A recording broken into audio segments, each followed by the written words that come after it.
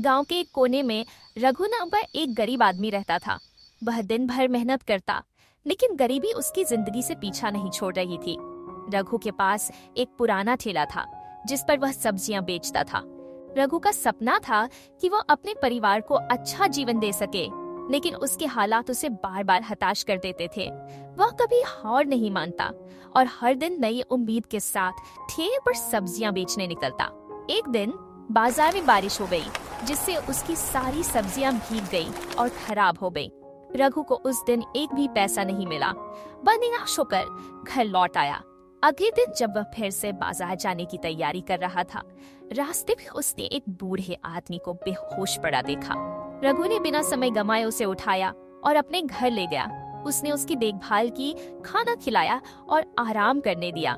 जब वह बूढ़ा आदमी ठीक हुआ तो उसने रघु का धन्यवाद किया और कहा, बेटा, तुम्हारी ईमानदारी और दयालुता ने मुझे बहुत प्रभावित किया है। मैं तुम्हें कुछ देना चाहता हूँ। बूढ़े आदमी ने रघु को एक पुराना संदूक दिया और कहा कि इसे खोलो। रघु पहले तो घबरा गया, लेकिन जब उसने संदूक खोला तो उसमें सोने और चांदी के सिक्के थे। रघु ने पूछा, कृपया मुझे यह बताइए, यह सब किसका है? बूढ़े आदमी ने जवाब देते हुए कहा, यह मेरी वर्षों की कमाई है, लेकिन मेरे पास इसे संभालने वाला कोई नहीं है। अब से यह तुम्हारा है, क्योंकि तुमने बिना किसी स्वार्थ के मेरी मदद की। रघु की जिंदगी एकदम बदल गई। उसने उस पैसे से एक दुकान खोली और उसका कारोबार बढ़ने लगा।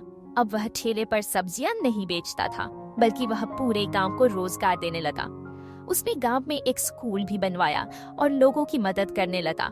उसकी दयालुता और मेहनत की वजह से वह गांव का सबसे सम्मानित व्यक्ति बन गया। रघु की कहानी यह सिखाती है कि दयालुता और मदद करने की भावना कभी बेकार नहीं जाती। जब आप दूसरों की भलाई के लिए काम करते हैं तो किस्मत भी आपके साथ आ जाती है। इस तरह रघु ने अपनी गरीबी से लड़कर न केवल अपनी किस्मत बदली, बल्कि दूसरों के लिए भी प्रेरणा बन गया।